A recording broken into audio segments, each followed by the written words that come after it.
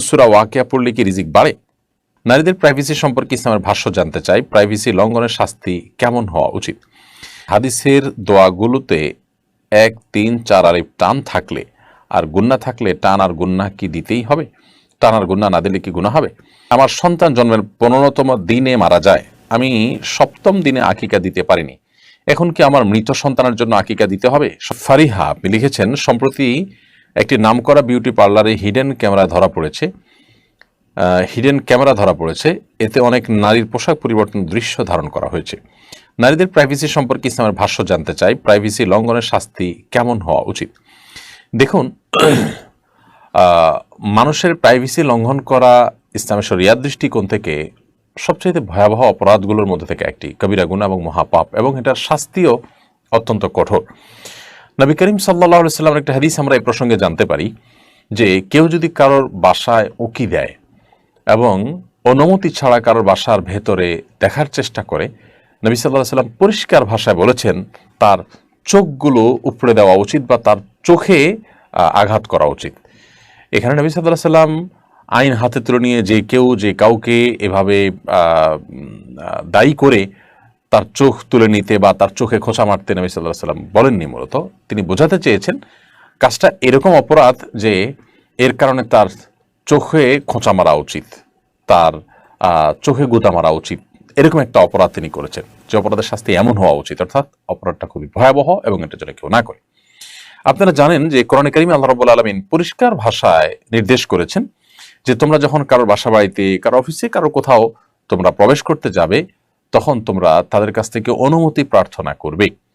যদি তোমাদেরকে অনুমতি দেয়া হয় তাহলে প্রবেশ করবে, আর যদি অনুমতি না দেয়া হয়, কেউ কোনো সাড়া শব্দ না করে, হয়তো দরজা খোলাই আছে, তো চাইলেও ঢুকতে পারো কিন্তু কেউ কোনো সাড়া শব্দ করছে না, তখন ফারজিউ, আল্লাহ তাআলা নির্দেশ করেছেন তাহলে তোমরা ফিরে যাও, এবং এই ফিরে যাওয়াটা তোমাদের জন্য অধিকতর কল্যাণকর।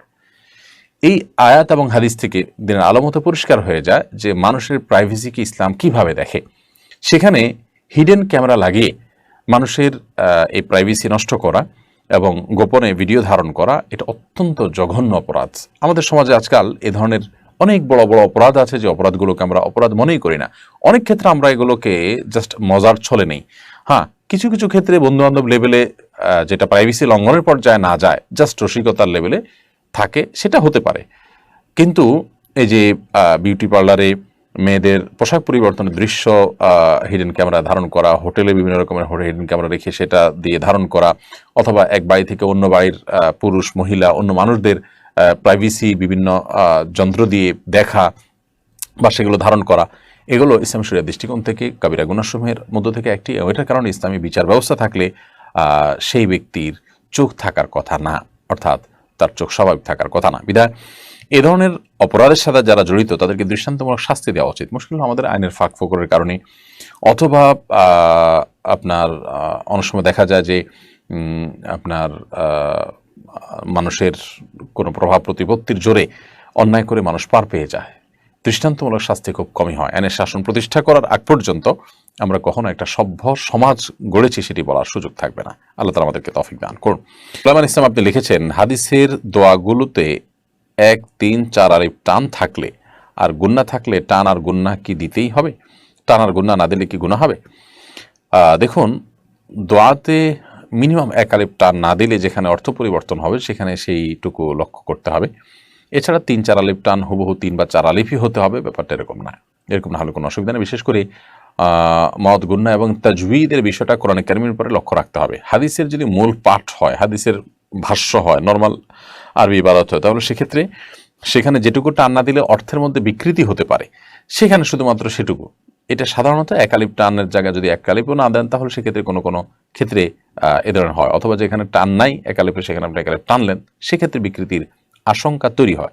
আদারওয়াইজ আপনার বিকৃতির আশঙ্কা খুবই কম থাকে। অতএব হাদিসের মূল পাঠকে তাজউইদের সাথে বরং না পড়ার জন্য আর ওলামা কেরাম বলে থাকেন, কারণ কোরআনের সাথে হাদিসের একটা পার্থক্য, এটা যে হাদিস কোরআনে কারিমের আয়াতগুলো তাজউইদের সাথে হবে।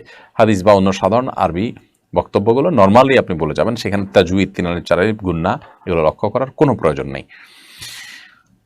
দোয়ার ক্ষেত্রে একই কথা প্রযোজ্য। তবে অর্থ বিকৃত হতে পারে, এরকম যেন কিছু না থাকে সেটা লক্ষ্য রাখা উচিত। সেটা একেবারে বেসিক জিনিসগুলো আর কি। একটা ভাষার যে নর্মাল উচ্চারণ সেটা যদি ঠিক না থাকে তখন যা এই আশঙ্কা তৈরি হয়।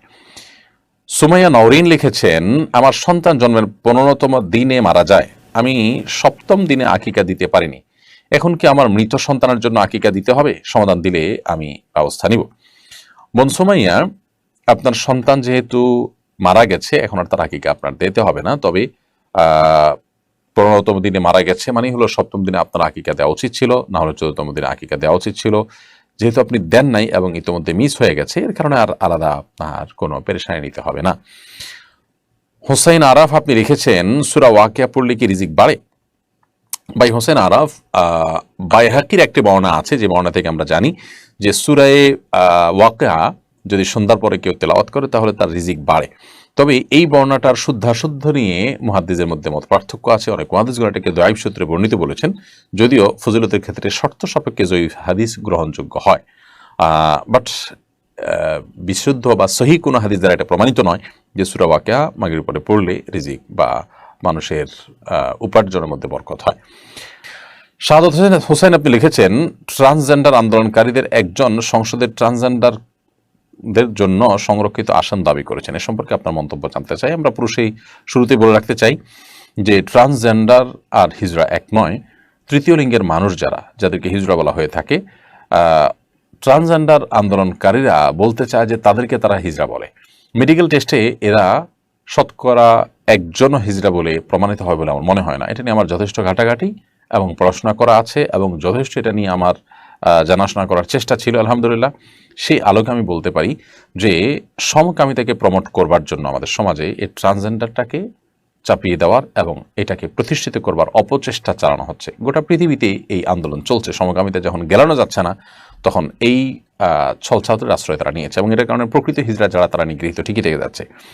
আমার কথা হলো যে ট্রান্সজেন্ডার আর হিজড়া যদি একই হয়ে থাকে, কেউ যদি দাবি করে, তাহলে সেক্ষেত্রে মেডিকেল টেস্ট করতে আপত্তি কেন? তারা আপত্তি করে এবং ইতোমধ্যে মানবাধিকার কমিশনের চেয়ারম্যানকে দিয়ে সমাজ কল্যাণ মন্ত্রণালয়ের সচিবের কাছে চিঠি পাঠানো হয়েছে যাতে মেডিকেল টেস্ট বন্ধ করা হয়। কেন? অতএব মেডিকেল টেস্টের মাধ্যমে যদি হিজড়া প্রমাণিত হয়, তাকে আপনি নাম কি দিবেন তাতে আমার আপত্তি নাই। এই শর্ত যদি বাস্তবায়ন করা হয় এবং এই শর্তের ভিত্তিতে যদি এদের নিয়ে কথা বলা হয় তাহলে কোনো আপত্তির জায়গা থাকার কথা নয়। কিন্তু সেটা কোনোদিনই সম্ভব হবে না, কারণ এরা মেডিকেল টেস্টের ঘোরতর বিরোধী এবং মূলত সমকামীরা এই নামের আড়ালে তারা তাদের সমকামকে চালাতে চায়। তো এরা প্রোঅ্যাক্টিভ হয়ে কাজ করছে এবং তাদেরকে সমর্থন দিতে হবে। মানে কতটা অ্যাগ্রেসিভ এবং কতটা উগ্র এবং জঙ্গিপূর্ণ তাদের মধ্যে থাকলে এটা সম্ভব হয় যে তাদেরকে আপনি সমর্থন দিতে হবে, না হলে আপনাকে অনেক অ্যাক্সেস দেওয়া হবে না, আপনাকে অনেক অধিকার থেকে বঞ্চিত করা হবে, আপনাকে কোণঠাসা করা হবে। তো অধিকার আপনি আপনার ধর্মীয় বিশ্বাস থেকে, আপনার রুচির জায়গা থেকে আপনার একটা বিষয়ের বিরোধিতা করবেন, সেই বিরোধিতা করার সুযোগ পর্যন্ত তাদের কাছে নাই। তো এই জন্য এরা প্রোঅ্যাক্টিভ হয়ে লাগছে। সংসদে সংরক্ষিত আসন তো পরের কথা, এদের কর্মকাণ্ড দেশে আইন করে নিষিদ্ধ করা উচিত। তাদের সুরক্ষা আইনের যে খসড়া সমাজ কল্যাণ মন্ত্রণালয়ে প্রস্তুত হয়েছে সেটি কোনোভাবে বাস্তবায়ন করতে দেওয়া উচিত হবে না। দেশের প্রত্যেকটা অভিভাবক, সচেতন অভিভাবক, তাদের সন্তানদেরকে বাঁচাবার জন্য সমকামিতা থেকে এগুলোর বিরুদ্ধে দাঁড়াতে হবে ইনশাআল্লাহ। তাহলে সেক্ষেত্রে আমরা বাঁচতে পারবো, আর না হলে গোটা সমাজ ধ্বংসের তার প্রান্তে চলে যাবে। বিধায় প্রত্যেকটা মানুষকে সচেতন হতে হবে এবং বুঝতে হবে কেন এই কার্যক্রম পরিচালনা করা হচ্ছে বিভিন্নভাবে এবং খুব প্রোঅ্যাক্টিভলি বিভিন্ন জায়গাতে ঢুকিয়ে দেওয়া হচ্ছে। কেন? হিজড়া থাকলে সমস্যা কোথায়? হিজড়ার শব্দটা যদি আপত্তি থাকে তাহলে তৃতীয় লিঙ্গ বলা হোক, থার্ড জেন্ডার হোক, তার তো কোনো সমস্যা নেই। ট্রান্সজেন্ডার কেন আনতে হবে? ট্রান্সজেন্ডার হিজড়া এক নয়। ট্রান্সজেন্ডার হলো একটা আস্ত পুরুষ নারী হওয়া, একটা নারী পুরুষ হওয়া। এভাবে নারী পুরুষের মধ্যে একে অন্যের ভিতরে প্রবেশ করা, নারীদের মধ্যে পুরুষ, পুরুষদের মধ্যে নারীরা প্রবেশ করার যে একটা অস্থিরতা সেটা তৈরি করবে। এবং ইতিমধ্যে স্কটল্যান্ডের, যদি আমি ভুল না করে থাকি, স্কটল্যান্ডেরই প্রেসিডেন্ট ইতিমধ্যে পদত্যাগ করতে বাধ্য হয়েছেন এরকম একটা জটিলতার কারণে। অতএব সমাজকে অস্থির